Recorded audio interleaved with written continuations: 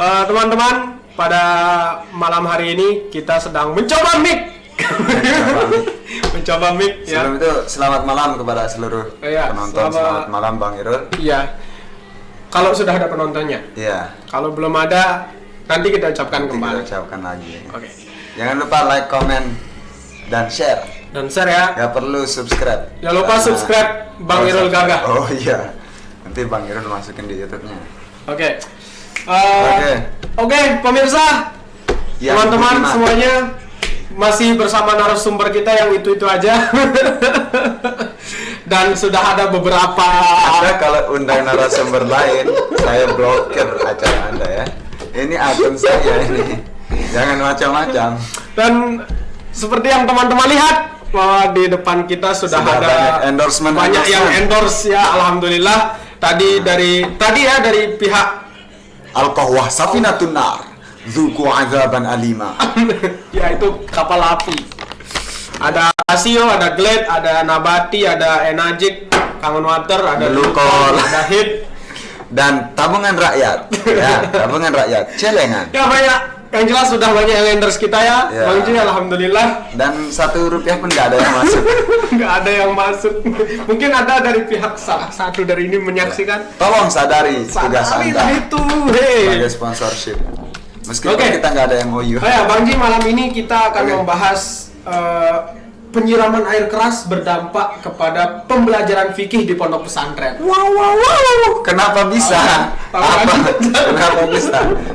Iya, setahu saya sekarang kan yang sedang viral adalah kasus penyiraman air keras meskipun sudah beberapa tahun yang lalu ya. Yang lalu kejadiannya. Tapi baru sekarang putusan perkaranya baru diputuskan sekarang. Kalau nggak salah 1 tahun ya. 1 tahun. 1 tahun penjara. Wah. Dan itu karena nggak sengaja. Nggak sengaja. Maaf, nggak sengaja. Saya niatnya cari nyamuk tadi. Itu kata pelakunya niatnya nyiram yang di bawah. Apa? Oh, itu penyiraman air keras. Penyiraman air keras. Jadi ini Bang Jidi, di Inggris juga pernah terjadi penyiraman air keras. Pernah terjadi. Dan orang yang disiram ini konon katanya itu mukanya itu melepuh. Dan akhirnya tidak terbentuk lagi. Tidak berbentuk lagi. Matanya sudah sipit dan lain sebagainya. Dan keluarganya menuntut hukumannya itu pelakunya juga disiram dengan air keras. Setimpal dong. Iya. Pas, tapi kan? saya pernah dulu ketika lagi main-main sama temen disiram pakai air keras, es batu. Airnya udah keras. Itu sakit. Itu sakit ya loh. Itu sakit juga. Ada dibonyok gitu. Bayangkan kalau Anda kena air keras yang berbentuk yang harga 500-an. Gimana kalau tajam juga? Wah, sakit pastinya meskipun nggak sampai merusak atau bisa jadi juga merusak ya. Menurut Bang Ji, logis nggak sih hal seperti itu? Hukumannya 1 tahun nggak kalah dengan pencuri tit gitu loh. Ya wajar saja karena nggak sengaja. Itu katanya. Malah kan nggak ada hukum bagi orang yang tidak tahu. Karena niatnya itu mau menyiram badan. Apalagi ini kejadiannya subuh kan? Iya. Bisa jadi ketika itu dia sedang tidak sadar. Masih ngigo. Tiba-tiba nyari kunci motor, aja nyari air keras, terus nyalain motor, boncengan lagi nih dua-duanya ngigo. Dua-duanya. Itu ada. Terus nggak sengaja siram. Lihatnya siram badan, tapi yang kena muka. Airnya naik. Karena memang air mancur. Karena kalau subuh itu biasanya yang tidur pun naik. Aku benci sama pikiranku. Jangan salah pikir ya pemirsa. Ya mungkin ketika itu evaporasi, artinya penguapan air itu terlalu keras, sehingga yang diniatkan ke bawah jadinya naik. Jadi nyembur ke air mancur gitu ya. Ya semoga nggak ada tuduhan narkoba kepada kita. Iya bener. Aduh. Tapi gini Bang Ji. Bentar, ini tadi judulnya penyiraman air keras berdampak kepada pembelajaran fikih di pondok pesantren. Apa hubungannya? Emang bisa air keras kena orang terus yang berdampak pelajaran fikih di pondok pesantren. Gimana ceritanya? Tapi gini Bang Ji, jadi berita kasus air keras ini bersamaan munculnya bersamaan munculnya berdampak dengan itu. Ada berita lain. Sebenarnya enggak ada dampak sama sekali sih, enggak ada dampak sama sekali, cuma ya sengaja aja gitu dibuat judulnya. Ini clickbait ini namanya, clickbait. Tapi nggak apa-apa, semoga banyak yang nonton. Mas Didi, berapa yang nonton? 70, Masya Allah, luar biasa sekali. Durasi asli. Itu. Oke. Itu orang kita semua. Ya, jadi gini Bang Ji, kenapa kita angkat judul yang seperti ini? Karena belakangan ini ada seseorang figur tokoh besar. Saya tidak tahu ini Bang Jibo pro atau kontra, terserah lah ya. Saya nggak ikut campur antara Anda pro atau Anda kontra, tapi saya justru akan menginteraktifkan. Ya, kita interaktif saja. Oke, jadi dikiranya bahwa pelajaran fikih di pondok pesantren itu masih menyuarakan radikalisme. Kenapa? Karena ada negara Silm, ada negara Harb. Jadi ada negara yang Islam, ada negara yang diperangi. Oh iya. Gitu, artinya ini yang di artikel itu kan, artinya. Iya, yang di artikel berita kalau nggak salah yang mengatakan kitab fikih yang sekarang, konten kitab fikih sekarang yang dipelajari di pondok pesantren merupakan produk perang salib. Masih produk dari perang salib. Artinya sezaman dengan perang salib ya. Sehingga masih ada pembahasan khilafah. Di sana ada negara Islam, ada yang negara bukan Islam. Tapi gini Bang Ji, menurut Bang Ji itu benar nggak sih statement itu kira-kira? Ya kalau kita lihat dari masa hayat daripada ulama-ulama fikih yang memang kita pelajari di pondok pesantren, memang ada benarnya. Memang Imam Syafi'i sebagai imam mazhab yang menjadi panutan kita, beliau lahir di abad kedua Hijriyah. Adapun perang salib terjadi di abad ke 5 Hijriyah, abad ke-5 sampai abad ke-6. Berarti jauh ya. Jauh memang. Hanya saja mazhab Syafi'i ini kan kemudian nanti banyak ulama-ulama yang kemudian bermazhab Syafi'i menjelaskan hukum-hukum fikih. Ini kemudian lahir di abad setelah perang salib. Jadi kalau menurut saya sendiri sih nggak salah statement yang mengatakan bahwasanya kitab fikih zaman sekarang merupakan produk dari perang salib. Karena memang tapi nggak semua kitab fikih dong. Iya. Misalkan kitab-kitab karya Imam Syafi'i, mustahil lah Imam Syafi'i dong. Masa bahas perang salib, apalagi ulama-ulama yang sejaman sama Imam Syafi'i. Iya. Hanya saja kan memang kalau kita lihat konten karena saya juga dulu, Bang Ji sendiri dulu ketika masih aliyah juga ketika mempelajari tentang negara, ada kan bab khilafah dalam, nama babnya juga khilafah. Tapi itu di pelajaran fikih bukan di kitab fikih. Iya, di kitab fikih, di buku fikih yang disebar di madrasah dan itu dari negara. Dan itu dari kurikulum pemerintah. Iya. Jadi tolong diperbaiki. Departemen Agama silakan. Dari kurikulum pemerintah dan juga di banyak, ternyata setelah saya perhatikan kitab fikih, bukan kitab fikih, di kitab buku-buku agama Islam, baik dari kitab fikih, akidah akhlak, itu sudah berbeda sekali dengan yang dulu. Misalkan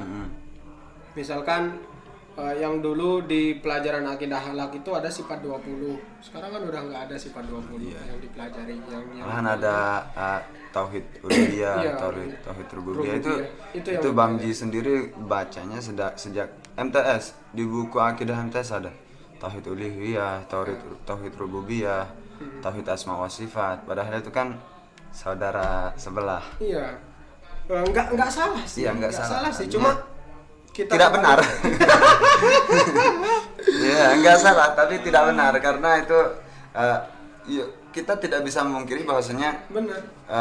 Mayoritas kita di Indonesia berfaham dalam akidah mengambil panutan kepada Imam Asy'ari dan Maturidi, yang mana beliau berdua dikenal dengan paham Asy'ariyah dan Maturidiyah, atau kita sendiri mengenal dengan istilah Ahlussunnah wal Jamaah Aswaja.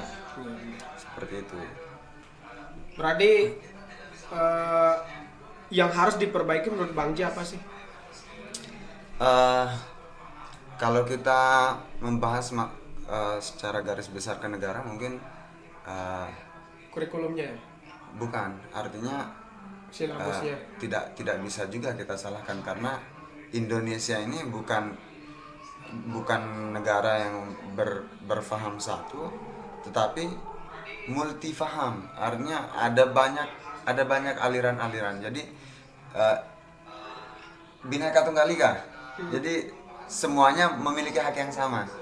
Nah, sehingga mungkin yang perlu kita wanti-wanti adalah para pendidik di masing-masing madrasah. Benar. Masing-masing. Itu dia yang saya katakan tadi Bang Ji. Kenapa ketika saya juga dulu belajar di madrasah, ada juga materi tentang khilafah, cuma ustaz itu tidak membahas secara detail, tidak membahas secara dalam gitu loh. Hanya untuk memperkenalkan bahwa ada namanya negara ini, ada namanya negara ini. Cuma diberikan lagi klarifikasi. Cuma kalau sekarang bagaimana baiknya itu diberikan klarifikasi. Jadi saya kira si Bang Ji itu bagaimana para ustaz dan ustazah mengajarkannya. Karena enggak mungkin dong seorang siswa langsung secara saklek gitu. Karena sekarang nggak ada apalagi yang rajin-rajin membaca. Kita malas. Iya, apalagi malas membaca. Membaca. Wah, tepuk tangan untuk generasi yang Indonesia malas membaca. Sadar. Dan karena memang membaca ini tidak bisa kita budayakan. Yeah. Yang mungkin hanya bisa kita biasakan tanpa bisa membaca. Tapi sekarang kita punya sekarang sudah banyak loh tingkat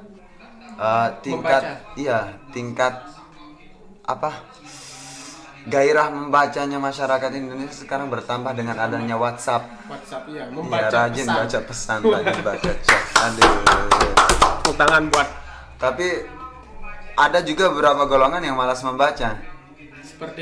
Seperti dia. Centang 2 abu-abu, bukan biru lagi tapi abu-abu. Seperti dia. Malas baca. Tapi lebih baik malas baca sih daripada dibaca tapi nggak dibalas. Iya. Kenapa larinya kita ke sini terus? Iya, kita membahas fikih loh ini. Tapi gini Bang Ji, justru yang di statementnya itu mengatakan kitab fikih.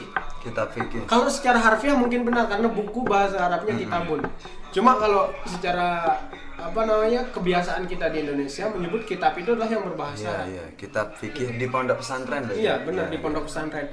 Nah, yang ingin saya tanyakan Bang Ji, menurut Bang Ji sendiri, wajar nggak sih kalau pemerintah itu ikut campur dalam pembelajaran agama Islam? Pembelajaran agama Islam. Iya, karena kan di sini seperti Bang Ji katakan itu banyak paham sehingga fikih pun kalau kita satu di yang dipegang oleh negara, akidah dan lain sebagainya kan berbeda dengan yang lain gitu. Nah, ini artinya kalau kita membahas seperti ini lagi, larinya seperti podcast yang minggu kemarin. Artinya seharusnya pemerintah juga memberikan hak otonom kepada masing-masing lembaga pendidikan.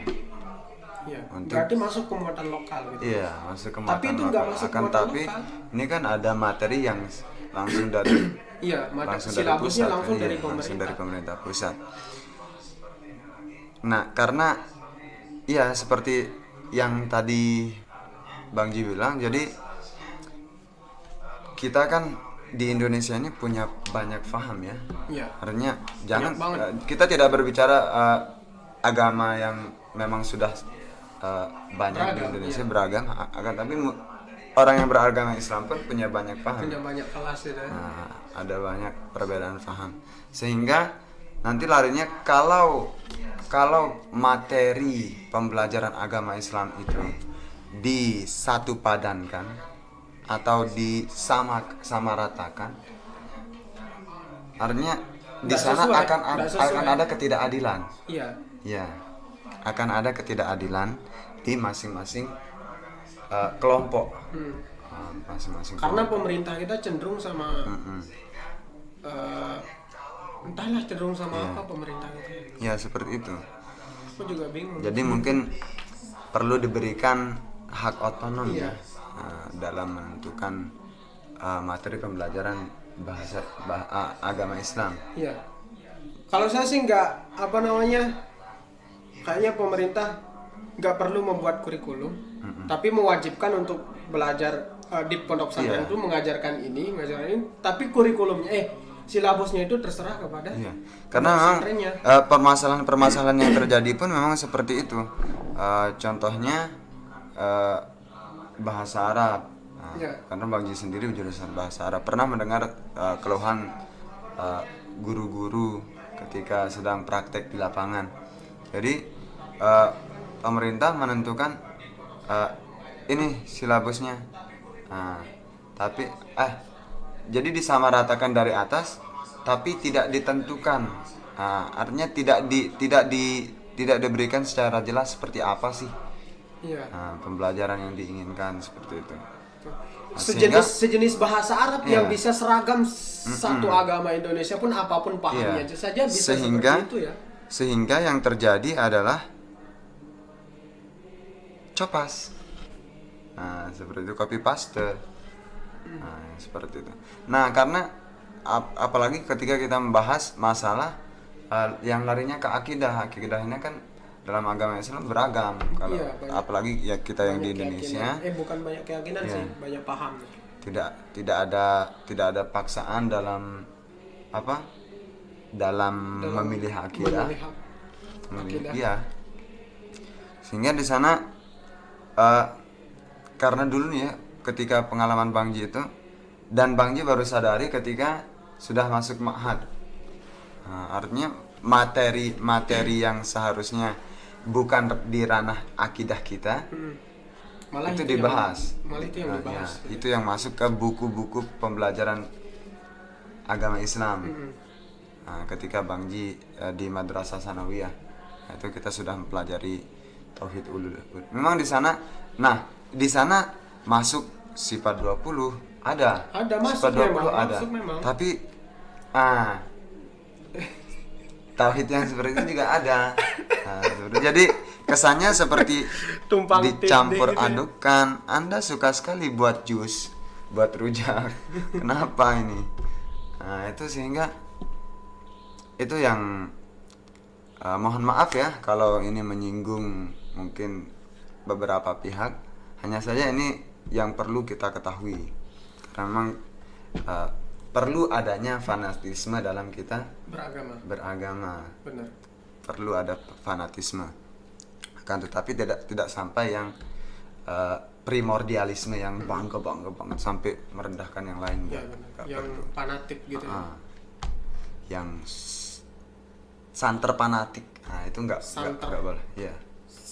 Santer itu kan yang center. Oh iya. Nah, jadi Bang Ji,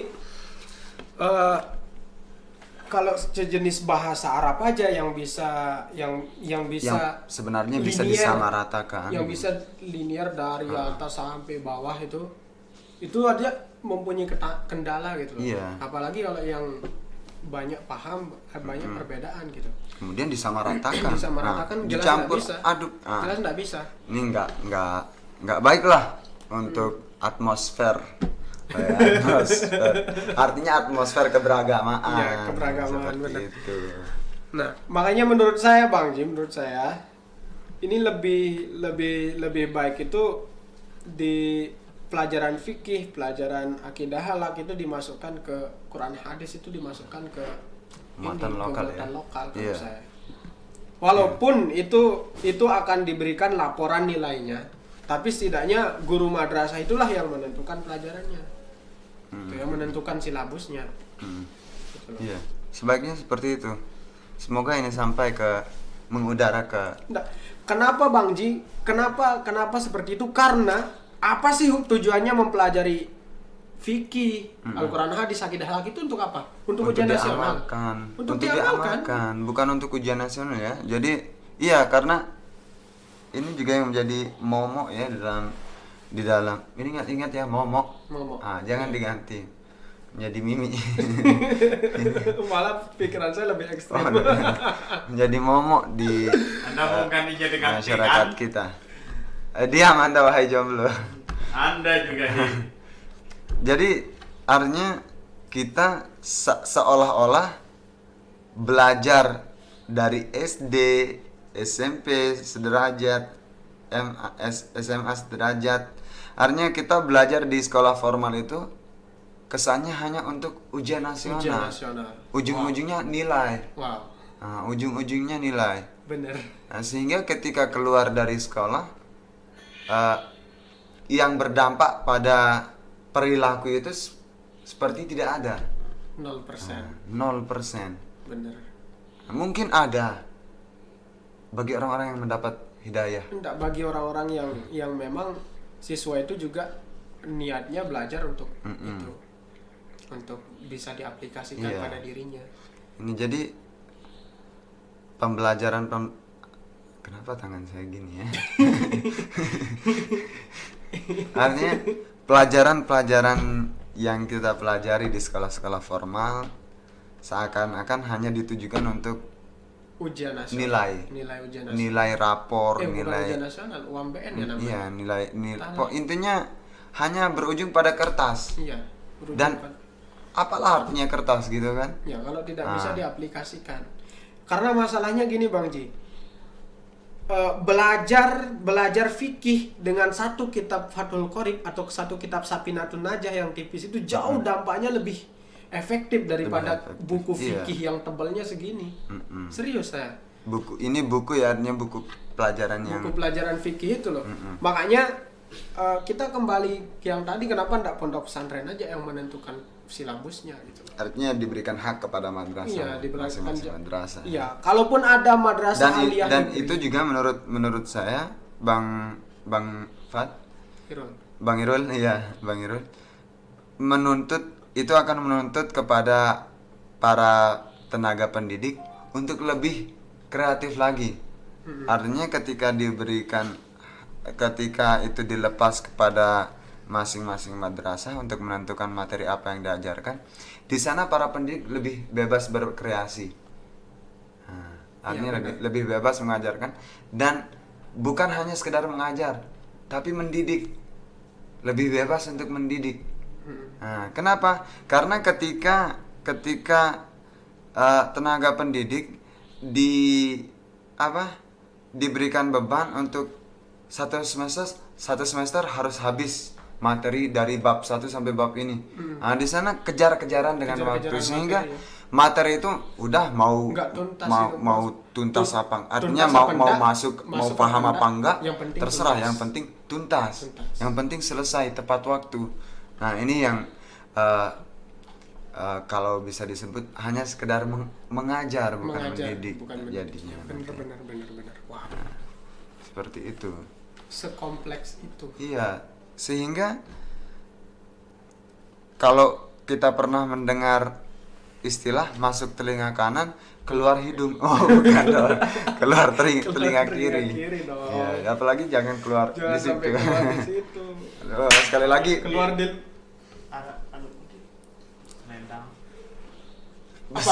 serot. Oke, balik lagi ke pembahasan. Nah, kemudian Bang Ji, pelajaran fikih ini kan kita kembali kepada yang tadi, kepada air keras. Ya. Jadi menurut fikih itu kan ada hukum qisas. Masuk qisas nggak sih yang seperti itu? Qisas. Artinya kalau dalam Al-Quran kan al-ainu bil aini was-sinnu bis sinni. Iya. Wal 'abdu bil 'abdi. Nah, iya. Kalau kita tilik ya, karena mohon maaf sebelumnya, memang pengetahuan kami tentang saya pribadi kalau masalah fikih ini agak kurang. Nah, sehingga kalau salah-salah nanti tidak apa-apa, komen di kolom komentar atau dislike video ini. Silakan dislike kalau kalian nggak suka, tapi kalau kalian suka silakan like. Nggak ada dislike-nya dong kalau di Facebook. Yang ada itu reak love, marah, kangen. Aduh gimana sih? Adanya kalau seperti tadi yang di mana tadi? Yang di luar negeri? Yang di Inggris kalau di Inggris dituntut siram balik gitu ya. Tapi kan ketika ini Bang Ji pernah dengar dari guru madrasah sanawiyah kalau nggak salah. Ini ketika membahas tentang kisos, boleh nggak kita membalas? Boleh, tapi dengan kadar sebagaimana dia memperlakukan kita. Misalkan nih, Bang Ji gampar Bang Irul gitu. Nah, itu tenaga itu harus dihitung pas. Tenaganya harus pas. Dayanya berapa, kecepatan. Wah, ini kan nanti kita jadi jago fisika. Ribet ini. Ini harus Albert Einstein yang kita datangkan. Jadi kecepatannya itu harus sama. Iya. Seribet itu ya? Enggak sebenarnya. Enggak ribet. Mungkin tiga yang ribet-ribet. Cuma kan bentar. Dia berbulu. Cuma kan ada solusi, Bang Ji. Iya. Ada solusi. Artinya ketika kita membalas itu boleh, tapi alangkah lebih baiknya dimaafkan. Akan tapi ini kan nanti larinya karena kita negara hukum, ya udah diserahkan kepada hukum. Tapi tolong, memang hukum itu tajam ke depan. Ke depan. Iya, tajam ke depan. Kenapa, Bang? Biasanya orang mengatakan tajam ke bawah. Iya, ini tajam ke depan. Artinya hukum di mata hukum, di depan hukum semua sama. Di depan hukum semua sama. Nggak tahu kalau di sebelah kanan, sebelah kiri, di belakang. Nggak semua sama. Oh iya. Iya, di depan hukum semua sama. Tapi nggak tahu kalau di kanan, kiri, belakang. Iya. Belum tentu sama. Apalagi kalau ada orang dalam. Iya. Iya, benar. Iya. Apalagi kalau ada jadi apa ini? kita doakan kepada seluruh penegak hukum semoga jujur, adil. Bisa memberikan hukum dengan seadil-adilnya. Benar, Bang Ji. Oke, jangan lupa para pemirsa ketik amin bareng-bareng. Semuanya serabubi. Kagak keturutin. Oke. Berarti menurut Bang Ji, kalau misalkan saya mencubit, sakit sendiri kan? Iya, saya cubit ini. Misalkan Bang Ji cubit saya. Jangan sakit, Siapa tahu kasih contoh kepada pemirsa. Terus saya mau balas, berarti kadar cubitannya itu harus sama. Harus sama dong.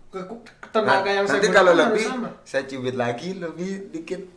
Lebih lagi saya cubit lagi. Enggak habis. Itu namanya lingkaran dendam. Bener. Nggak bagus. Yang namanya dendam itu nggak bagus, kecuali film Dendam Nyi Pelet. Itu bagus filmnya. Bagus buat ditonton. Iya, bagus buat ditonton. Buat orang marah itu. Iya. Aduh.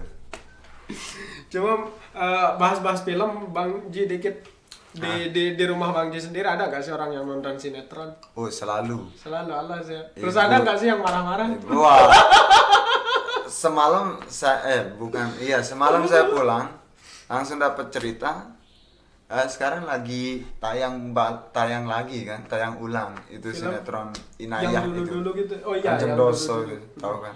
Mungkin kalian nonton juga. Tolong berhenti tonton itu. Enggak bosan-bosan basi tahu. Jadi saking marahnya nih ibu saya sampai TV-nya dilempar. Untung pakai kertas. Sampai TV-nya dilempar saking marahnya. Padahal apalah. Iya, segitu berdampaknya film itu ya. Ini masih ibu saya masih mending sekedar melempar TV. Kalau Bang Irul mengikuti tren kemarin di YouTube, di Instagram, di Twitter, di Facebook itu tahu kan? Mungkin Bang Irul tahu film drama Korea yang kemarin tenar World of Marriage yang mengisahkan seorang pelakor. Ya. Jadi itu sampai pemeran yang sebagai pelakor itu dibully habis-habisan sama netizen Indonesia. Netizen Indonesia nggak tahu apa, orang udah capek-capek nyari uang, acting itu karena berat. itu makanya di Antv kalau nggak salah saya lihat diputer behind the scene-nya selama 3 hari kalau nggak salah. 3 hari diputer behind the scene film itu. Biar nggak ya. Biar orang paham gitu loh. Bahwa ini film, orang sadar ini film loh. Di rekayasa di Trans TV ya. Mohon maaf Trans TV. Astaga.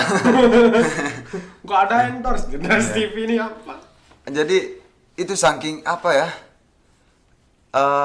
baperan mungkin ya bisa dikatakan. Netizen Indonesia itu sangat baperan. Orang-orang Indonesia itu baperan. Benar. Makanya ada sponsor baper berapa lapis, ratusan itu wafer. Tapi ngomong-ngomong baper, emang bener sih. Iya. Orang Indonesia itu cepat baper. Kayak kemarin berapa ya? Sekitar 2 atau 3 tahun yang lalu lah. Ibu saya tuh cubit bapak saya, jadi adik saya. Gara-gara cubit doang ya? Iya, baper. Ibunya nyubit bapak, tiba-tiba adik jadi. Baper sekali. Aduh. Oke. Jadi mungkin kita cukupkan sampai di sini, ya, Bang. Kita cukupkan sampai di sini.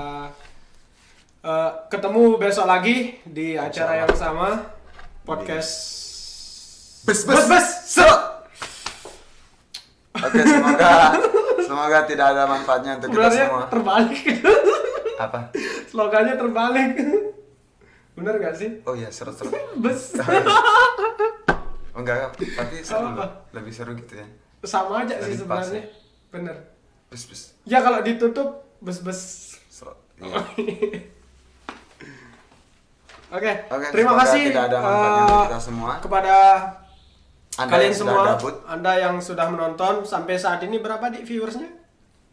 60.000. 60.000, luar biasa. Viral sekali.